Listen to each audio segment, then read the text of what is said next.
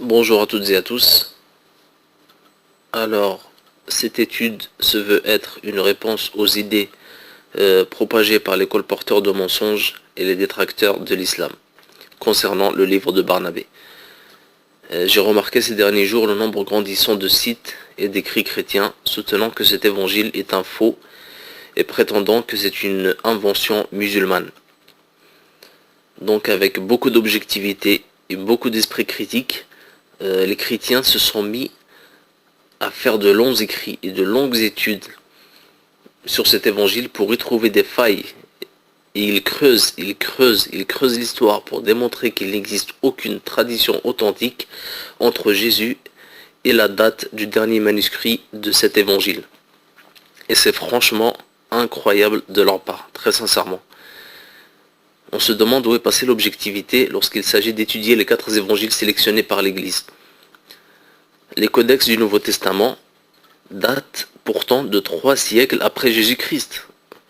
C'est à se demander quand même pourquoi s'acharne-t-il autant sur la date tardive de l'évangile de Barnabé en fermant les yeux devant la même vérité concernant leurs évangiles. On va donc profiter de cette occasion pour inviter tous les chrétiens à cogiter et à méditer et à entamer une étude critique sur l'origine des textes considérés par l'Église comme parole de Dieu. Vous n'avez pas besoin d'aller chercher chez les musulmans, il existe parmi les penseurs occidentaux un grand nombre qui se sont dénués de tout dogmatisme pour critiquer les textes des évangiles et leurs origines. Donc en révisant les dires de ceux qui ont évoqué le sujet de cet évangile, j'ai pu déceler les principaux points sur lesquels ils se basaient pour prouver la falsification de l'évangile de Barnabé et ainsi l'attribuer aux musulmans. Je répondrai donc à tous ces points un par un afin que les choses soient très claires aux yeux de tout le monde. Les éléments principaux de leur raisonnement sont donc prétendre que les musulmans croient en cet évangile comme étant le vrai et authentique évangile de Jésus-Christ. Je peux vous dire immédiatement que c'est complètement faux. Moi-même étant musulman, je peux vous garantir qu'il n'y a pas un seul musulman sur terre depuis la venue du prophète Mohammed jusqu'à aujourd'hui qui vous dira que l'évangile de Barnabé est l'authentique évangile de Jésus-Christ. Je développerai cela un peu plus loin. Le deuxième point, les chrétiens prétendent que l'auteur de cet évangile serait un musulman ayant vécu vers le 15e siècle. On verra que c'est faux aussi. Ils prétendent que cet évangile n'a jamais existé avant le Moyen-Âge et qu'il n'y a aucune trace de son existence. Ça aussi, c'est complètement faux. Dire que l'évangile de Barnabé contient certaines incohérences, ça c'est vrai par contre. L'évangile de Barnabé est plein d'incohérences, mais nous expliquerons pourquoi. Et les chrétiens prétendent que les évangiles canoniques sont bien plus authentiques que celui de Barnabé. Et moi je dis aux chrétiens, je vous donne toute votre vie pour me prouver cela, parce que c'est complètement faux, et nous le verrons un peu plus loin. Donc, pour ce qui concerne le premier point, qui est de prétendre que les musulmans se réfèrent à l'évangile de Barnabé et le considèrent comme l'authentique évangile de Jésus-Christ, donc cette allégation est complètement fausse déjà. Presque 95%, et moi j'ai envie de dire 99% des musulmans ne sont même pas au courant de l'existence d'un tel évangile. Quant aux 1% restants, aucun d'entre eux ne vous dira qu'il s'agit du pur et authentique évangile de Jésus-Christ.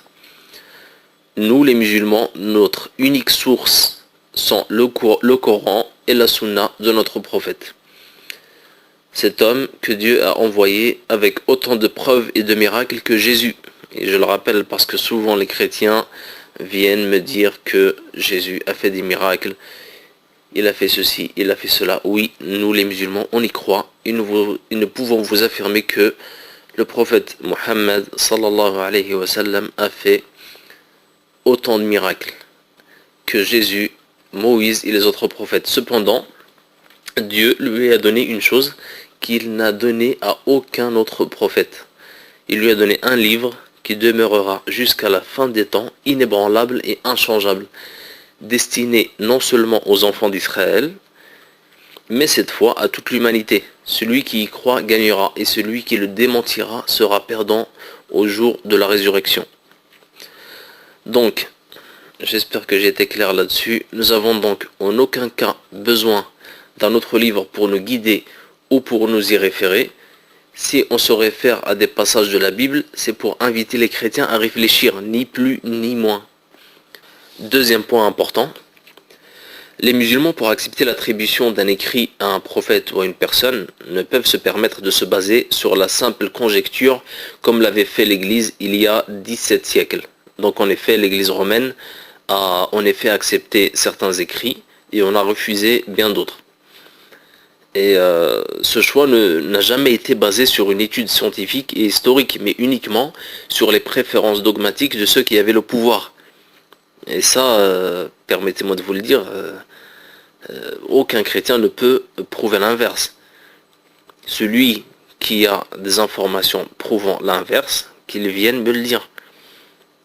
On sait pertinemment que l'Église, il y a 17 siècles, ne s'était pas basée sur une étude scientifique ni historique, mais uniquement sur des préférences dogmatiques de ceux qui gouvernaient.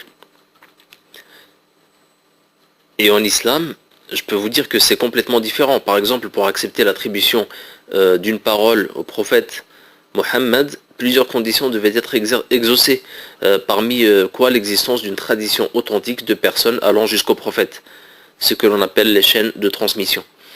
Donc les vies et les noms de ces personnes sont étudiés et les écrits sont classifiés.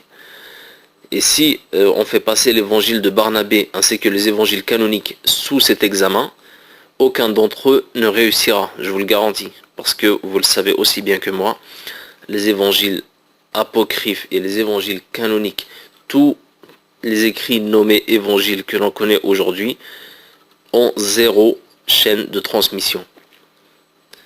Donc, je finis en soulignant et en persistant sur ce point, notre croyance sur l'évangile de Barnabé est pareille à celle que l'on doit aux autres évangiles canoniques. Ces évangiles canoniques ayant été choisis par l'Église. Celui de Barnabé se rapprochant plus de la vérité par son contenu, tout simplement. Et je termine ce point en disant qu'il faut savoir que nous les musulmans, nous croyons en l'évangile révélé à Jésus. L'évangile révélé à Jésus, par Dieu. Parce que pour nous, Jésus c'est un prophète et non un fils de Dieu ou un Dieu ou je ne sais quoi. Jésus est un prophète et au jour d'aujourd'hui, cet évangile qui a été révélé à Jésus est perdu et ce n'est certainement pas celui que les chrétiens ont entre leurs mains. Et pour ce qui est de prétendre que l'auteur de cet évangile serait un musulman ayant vécu vers le XVe siècle, le moins que l'on puisse dire de cette allégation, c'est qu'elle est très peu objective et très facile à rejeter pour plusieurs raisons. La première est que comment prétendre que ce livre est une œuvre musulmane alors qu'il a été découvert dans un environnement chrétien à 100%. Il a été découvert par des chrétiens, il a été présenté au monde par des chrétiens et il a été publié par des chrétiens. Les musulmans n'ont jamais rien connu à propos de cet évangile avant que George Sale ne le mentionne en 1734, quand il l'a mentionné dans son prologue de sa traduction du Saint-Coran. Donc à travers les siècles, et vous pouvez le vérifier, aucune notation musulmane d'un évangile de Barnabé n'a été enregistrée. Et aucun savant de l'islam ne l'a mentionné. Et ça, je vous le garantis. Donc, est-ce toujours logique de dire qu'il s'agit d'un musulman qui l'a rédigé? Le plus logique d'entre vous dira non, c'est impossible. Et puis, même si c'est réellement le cas, la moindre des choses aurait été d'utiliser cette invention, cet écrit, l'utiliser pour débattre avec les chrétiens, l'utiliser pour montrer que, mesdames et messieurs les chrétiens, vous êtes dans l'égarement. Mesdames et messieurs les chrétiens, voici le véritable évangile. Ben non, il n'a pas fait ça. Ce soi-disant musulman, il se serait contenté juste de rédiger un évangile, de le glisser dans la bibliothèque du pape au Vatican, et puis de l'oublier jusqu'à ce que des siècles passent et qu'un prêtre le découvre. Et ça vous semble logique? Enfin, alors la deuxième raison, qui prouve que ce n'est pas un musulman qui a écrit cet évangile et que la personne qui a écrit cet évangile n'a jamais lu le Coran. Et ça, l'évangile de Barnabé, enfin l'écrit, même le texte même de l'évangile de Barnabé le prouve. Il affirme que, par exemple, que Mohammed est le Messie attendu et non Jésus, alors que la croyance de tout musulman est que Jésus est le Messie. Nous, les musulmans, nous croyons que Jésus est le Messie attendu. Et le Coran affirme la même chose. Alors comment un musulman ayant connu le Coran peut-il affirmer que Mohammed est un Messie attendu et pas Jésus? Contradiction. Un musulman ne peut pas affirmer cela, ou alors c'est pas un musulman, c'est impossible. La troisième raison est que cet évangile contient certainement des prophéties sur la venue du prophète Mohammed. Et pour ceux qui l'ont lu, oui, il y a l'évangile de Barnabé annonce la venue du prophète Mohammed, du prophète de l'islam. Maintenant, est-ce que il l'annonce sous la forme de prophétie comme c'est annoncé dans le Coran, comme c'est prophétisé dans le Coran? Non. Il n'a jamais cité le mot Ahmed, parce que le Coran prophétise que le prophète de l'islam a été mentionné dans les évangiles par le nom de Ahmed et non de Mohammed. Donc la moindre des choses aurait été que ce musulman mentionne Ahmed et non Mohammed. Donc je donne un exemple, voici le verset de sourate As-Saf, verset 6.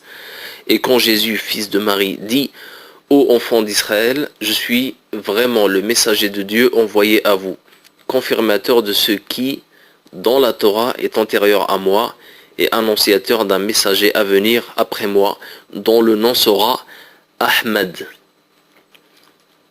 Je répète, Ahmed et non Mohammed. Puis, donc je continue, puis quand celui-ci vint à eux avec des preuves évidentes, ils dirent: c'est là une magie manifeste. Donc vous voyez bien que ce qui a été prophétisé dans le Coran est Ahmed et non Mohammed. Bon, il s'agit de la même personne, mais elle n'a pas été appelée pareil. Donc, l'auteur de l'évangile de Barnabé ne cite jamais le prénom Ahmed, mais toujours Mohammed. J'espère que vous avez réussi à me suivre et que vous avez compris. Il n'a jamais essayé de reproduire cette prophétie dans son évangile. Si cet auteur était musulman, qui aurait écrit cet évangile en faveur de l'islam, la moindre des choses aurait été de reprendre des prophéties du Coran. Enfin bref, continuons. Donc il y a plusieurs miracles de Jésus cités dans le Coran qui n'ont pas été cités dans cet évangile, ce qui prouve que l'auteur n'a aucune connaissance sur le contenu du Saint-Coran. Et pour finir, vous connaissez certainement le docteur Khalil Saada. Donc c'est le premier traducteur de la version arabe de l'évangile de Barnabé. C'était il y a un peu plus de 100 ans, je dirais. Donc il affirme ce qui suit, donc je cite: si tu regardes profondément cet évangile, tu trouveras que son auteur a un savoir étonnant sur les livres de l'Ancien Testament, un savoir que tu ne trouveras dans les groupes chrétiens que chez les spécialistes qui ont dédié leur vie pour l'étude religieuse. Il est même rare de trouver parmi eux des personnes connaissant la Torah aussi bien que l'auteur de l'évangile de Barnabé. Fin de citation. Donc le docteur Saada n'a trouvé mieux que la conclusion suivante. Pour lui, il s'agit d'un juif andalou converti au christianisme puis converti à l'islam. Donc pour lui, c'est la seule explication logique devant ce grand savoir que présente l'évangile de Barnabé. Donc bien sûr, cette thèse assez imaginaire est franchement à rejeter, comme on a pu le voir, que cet auteur ne peut pas avoir lu le Coran. Et par conséquent, l'auteur de cette Bible, de cet évangile, pardon, ne peut pas avoir été un musulman. C'est franchement plus qu'évident. Maintenant, je vous laisse réfléchir ou faire des recherches de votre côté, mais très sincèrement, trouver d'autres explications, mais pas celle-là.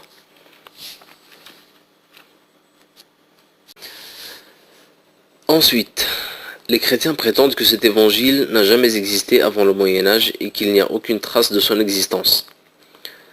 Alors dites-moi, quel est donc cet évangile que le pape Damas en 366 a interdit? Parce que le pape Damas en 366 a interdit la lecture de certains évangiles et celui de Barnabé y était mentionné. En 492, le pape Gelasius l'a déclaré comme un livre rejeté dans le décret de Galate. Comment expliquer cela? On est bien d'accord que il existe quelque chose qui s'appelle l'évangile de Barnabé bien avant l'arrivée de l'islam.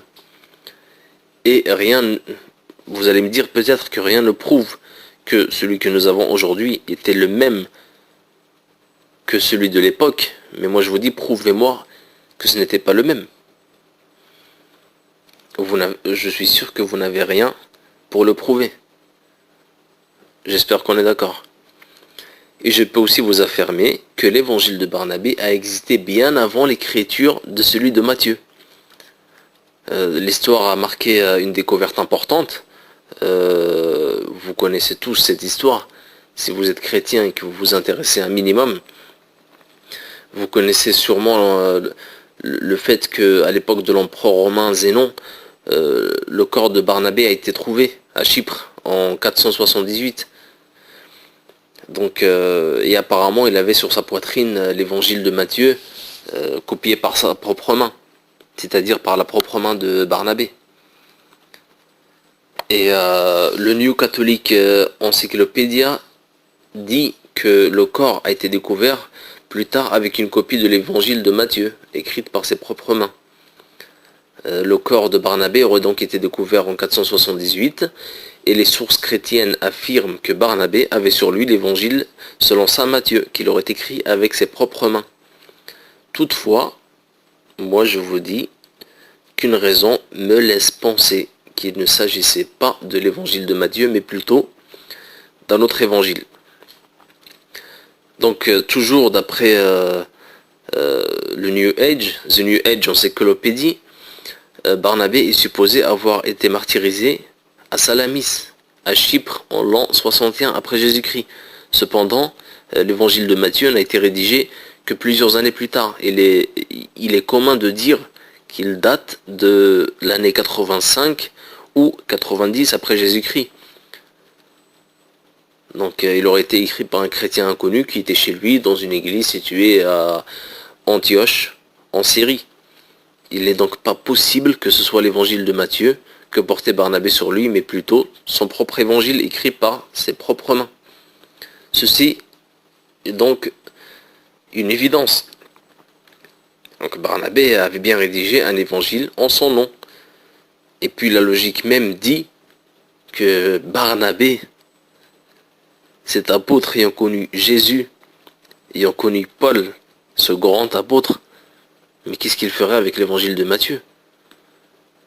Pourquoi se fatiguerait-il à écrire un évangile d'un autre, alors que lui-même a plein de choses à raconter?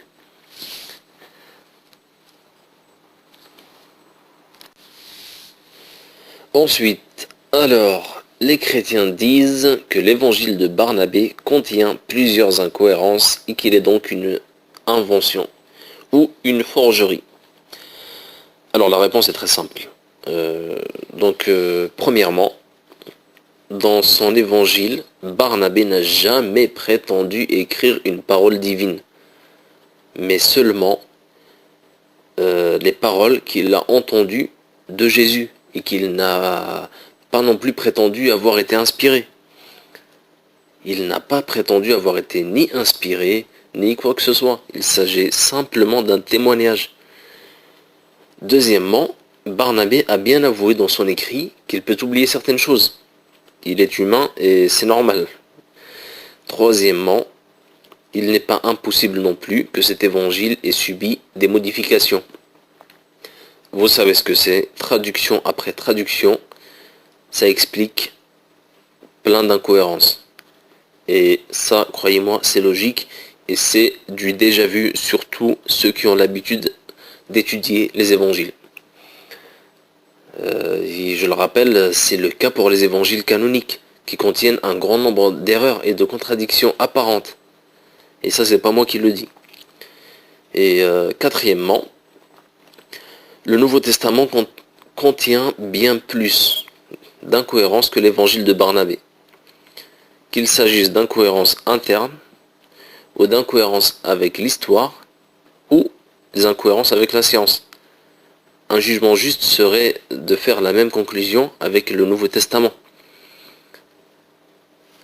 Maintenant, je vous laisse juger pour ce qui est des incohérences. J'ai envie de donner un exemple. Si ma mémoire ne me ment pas, il me semble avoir entendu un chrétien justement dire que l'évangile de Barnabé ne peut pas être, enfin cet évangile, ce prétendu évangile de Barnabé que nous avons aujourd'hui ne peut pas être le véritable évangile de Barnabé pour le simple fait que cet évangile mentionne des tonneaux et que les tonneaux n'existaient pas à l'époque de Jésus. Mais ce qu'oublie le chrétien qui a parlé, c'est que l'évangile de Barnabé que nous avons aujourd'hui n'est pas en araméen. Donc c'est une traduction et que il y a parfois des choses qui ne sont pas appelées comme il se doit après avoir été traduites. Donc les tonneaux, ça aurait très bien pu être autre chose, des jarres ou je ne sais quoi. Enfin bref, je vous laisse juger pour ce point et je vais passer au point suivant. Et pour finir, les chrétiens prétendent que les autres évangiles canoniques seraient plus authentiques que celui de Barnabé. Ça reste à prouver. Alors, avant de répondre à cette allégation, je souhaite inviter tous les chrétiens honnêtes à être d'une complète objectivité lorsqu'il s'agit d'étudier les faits concernant les 4 évangiles choisis par l'Église romaine, parce que lorsqu'il s'agit de l'évangile de Barnabé, les études s'enchaînent. Et on passe cet évangile au crible. Pourquoi la même attitude n'est pas adoptée pour les évangiles de Jean, de Luc ou de Marc? Pourquoi l'étude approfondie du Nouveau Testament et de ses origines reste propre à certaines personnes spécialisées et dans des cercles fermés? Là quand même, il s'agirait presque d'une question existentielle. Enfin, c'est une question existentielle de savoir quelle est la vraie origine du livre auquel vous croyez. Je ne sais pas, mais je trouve que franchement, vous ne vous posez pas assez de questions. Et j'en profite pour parler justement et adresser un petit mot à Morgan Priest, qui se reconnaîtra. Je ne sais pas si il a pris le temps d'écouter ce que j'ai dit. Mais c'est un exemple, il manque d'objectivité. Il manque très farouchement d'objectivité lorsqu'il s'agit de parler des évangiles en lesquels il croit. Quand on lui dit, tu dis que Dieu est amour, amour, amour, amour, parce que souvent les chrétiens, ils n'ont que ça à la bouche, comme si amour suffisait pour faire justice. Faire justice, amour, tout dépend de la définition de amour que vous avez de l'amour. Dieu est amour. Dieu, s'il récompense les bons, il est amour. S'il punit les mauvais, il est amour aussi. Rendre justice, c'est aussi amour. Tout dépend de là où vous voulez en venir. Lorsque nous, les musulmans, on parle du Coran, la première chose qui nous revient de chez les chrétiens, c'est votre prophète est ceci, votre prophète est cela, il a tué, il a fait, votre Dieu est cruel, le Coran, c'est les écrits de Satan, etc., etc. Mais lorsqu'on leur dit, mais attendez, si l'on revient à ce qui est arrivé au peuple d'Israël à l'époque de Moïse, Morgan Priest vous dirait, ah oui, mais il s'agit d'une autre époque. C'est le même Dieu, mais il s'agit d'une autre époque. Et moi j'ai envie de lui dire, mais Monsieur Morgan Priest, nous sommes à une autre époque maintenant. Nous sommes 2000 ans plus tard. Il serait peut-être temps de se réveiller. Enfin bref. Revenons à notre sujet. Donc, est-ce que les 4 évangiles canoniques sont plus authentiques que celui de Barnabé? Pour répondre à cette question, nous devons examiner les 5 évangiles. Bon, très rapidement, parce que ce serait une étude assez longue en fait, donc je vais vraiment faire juste une brève intro là-dessus. Donc on va juste regarder les auteurs et les chaînes de transmission. Alors pour ce qui est les auteurs originaux des évangiles, donc les 4 évangiles, les 4 évangélistes, pardon, Luc, Marc, Matthieu et Jean. Ils n'ont jamais rencontré Jésus. Ce sont des personnes presque inconnues, sauf Luc, qu'on cite comme disciple de Paul, qui lui-même n'a jamais vu Jésus. Donc voici une étude, bon, pas très approfondie, mais j'ai envie de dire,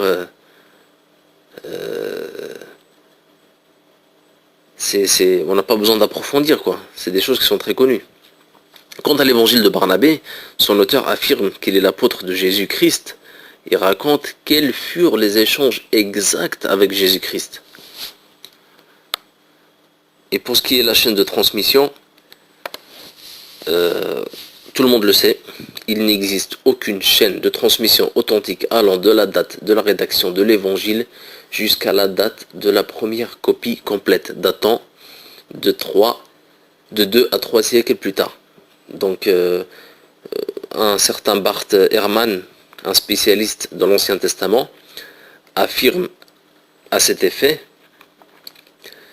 que non seulement nous n'avons pas les originaux, mais nous n'avons pas les premières copies des originaux. Nous n'avons même pas les copies des originaux, ni même les copies des originaux. Je ne sais pas si vous vous rendez compte. Ce que nous avons, ce sont des copies faites plus tard, beaucoup plus tard.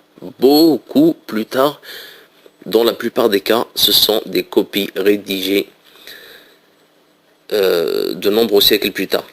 Et toutes ces copies sont différentes l'une de l'autre dans des milliers d'endroits. Fin de citation. Donc nous savons donc que certains auteurs auraient écrit des évangiles, mais nous ne sommes pas sûrs si les évangiles qu'ils ont rédigés sont effectivement ceux entre nos mains. Et je dis pareil pour l'évangile de Barnabé. Nous avons vu qu'il a existé il y a longtemps un évangile de Barnabé, mais rien ne dit qu'il s'agit bien de celui-ci. Et pour finir, j'aimerais quand même rappeler que l'évangile de Barnabé n'a pour nous les musulmans aucune valeur divine. Mais vraiment aucune. Il s'agit d'un simple témoignage, tout comme les évangiles reconnus par l'Église. Le seul et unique évangile en lequel nous croyons est l'évangile de Dieu, qu'il a révélé à Jésus, le prophète et messager de Dieu.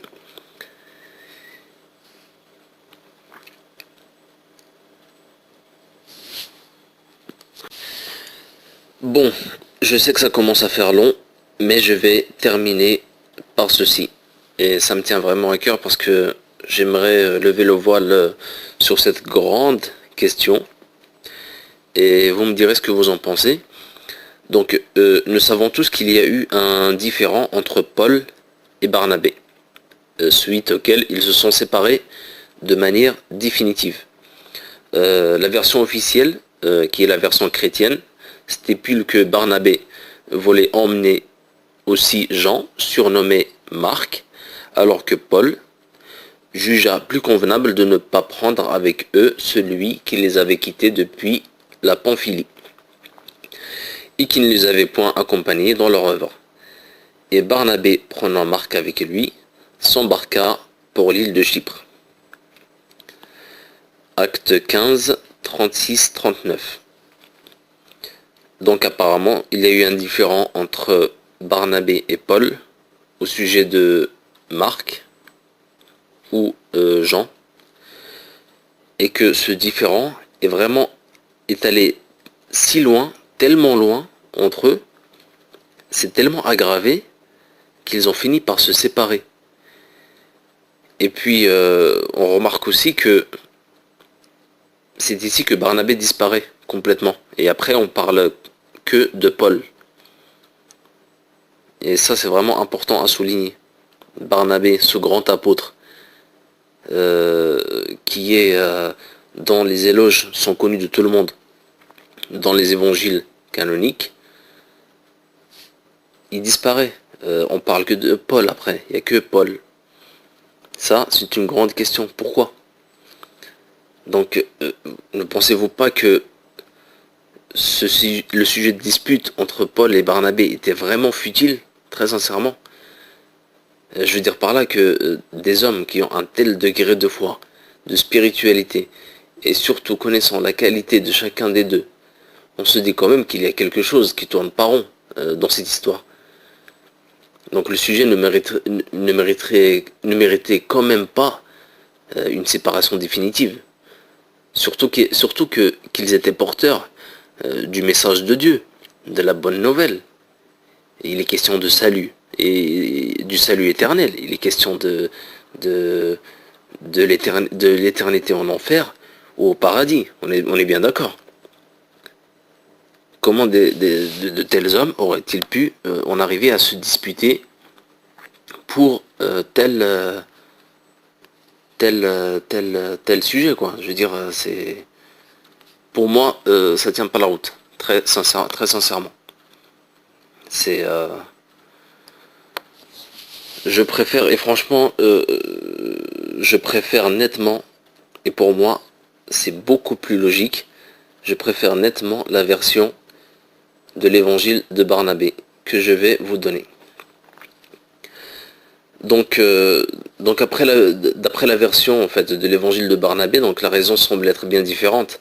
Il s'agit d'une divergence dans la foi, ça c'est clair et net. Des hommes pareils, des hommes de Dieu, qui sont de fervents chrétiens, ne peuvent normalement pas se séparer pour une chose aussi futile. Ils vont se séparer forcément pour un différend dogmatique ou un différend religieux. Et l'évangile de Barnabé nous informe que Paul a commencé à prêcher une autre doctrine, une autre que celle que prêchait Barnabé. Et Barnabé le dit très bien. Il dit, donc je cite rapidement, ils appellent Jésus fils de Dieu, rejettent la circoncision, alliance de Dieu à jamais, et autorisent toutes sortes d'aliments impurs. Parmi eux, Paul lui-même est dans l'erreur. Aussi, dans le dernier chapitre, d'autres, et parmi eux se trouve Paul, trompé lui aussi, prêchait et prêche encore maintenant que Jésus est le Fils de Dieu. Quant à nous, nous prêchons à ceux qui craignent Dieu tout ce qu'il a écrit pour qu'ils soient sauvés au dernier jour du jugement de Dieu. Amen. Fin de citation. Donc nous sommes bien d'accord que la version apportée par l'évangile de Barnabé colle bien à la situation des deux hommes, Barnabé et Paul.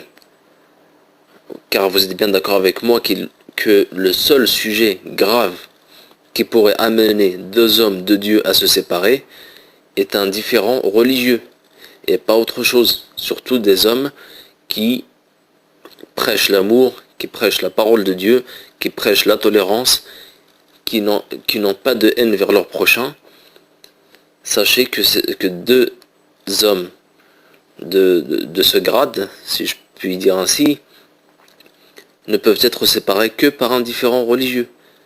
Donc, ce qui nous amène à dire que la version apportée par l'évangile de Barnabé est bien plus plausible et bien plus logique par rapport à la version officielle de l'Église. Sur ce, je vais m'arrêter là. J'espère que vous avez réussi déjà à m'écouter jusqu'au bout, parce que j'ai un peu du mal à parler tout seul. Et puis, j'attends vos commentaires. Dites-moi ce que vous en pensez. Et à très bientôt. À plus.